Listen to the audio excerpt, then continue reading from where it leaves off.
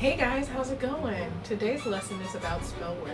There's some things I think you should know about spell work before you disregard it, okay?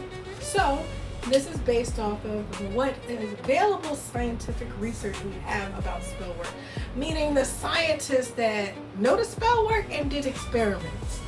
Now, granted, most of this isn't peer reviewed, but they're all afraid to lose their license by studying this shit anyway. So we gotta take what we got.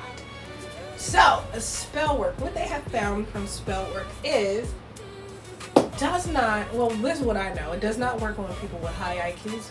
And the reason why it doesn't work with high IQ people is because people with a higher IQ actually observe their own thoughts. I observe my thoughts. I wonder why I'm thinking what I'm thinking. So this mental shit won't work on me.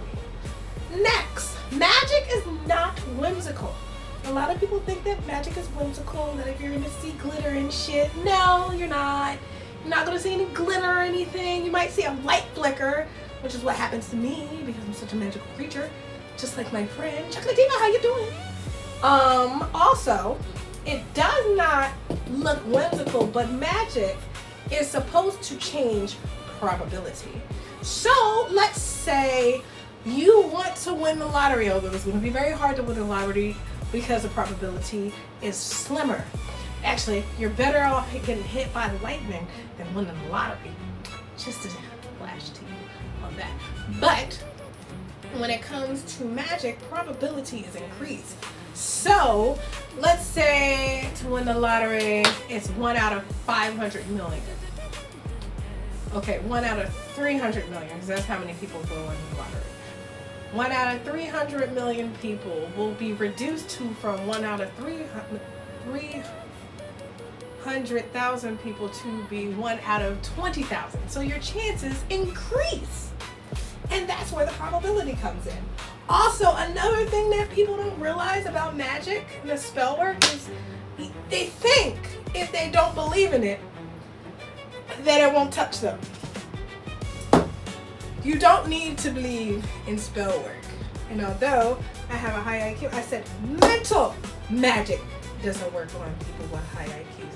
But they can affect anyone and everyone around you and make them think ill of you.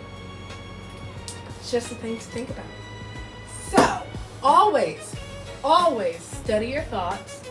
Observe your thoughts. Think, why am I thinking this? And if you're about to write a bad comment, think to yourself, why am I about to write this bad comment when I can just scroll up and watch a different video? That's something to really think about. Because who benefits from you being cruel other than yourself or some other entity outside of you? Are you benefiting from that cruelty from the evil comments? I think not. So just remember that spell work is something that people are studying scientifically, and it is real. Unfortunately, I wouldn't have thought it was real until I had died almost 7 fucking times in my life. So, take a look at my other videos. You'll see how often I almost died. So after a while, I was just like, this doesn't fit probability, the amount of times I died. So I looked outside of science. So there you go with that. But remember, God loves you, and I love you too, but not in a weird way. Stay tuned for the word of the day at the end. Today's word of the day is brought to you by Fucktology.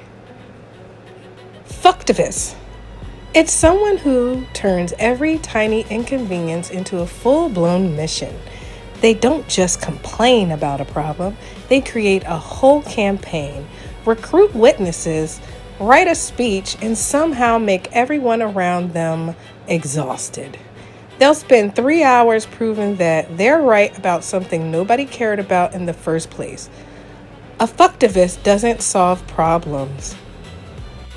They give problems a microphone and blast it out to the world!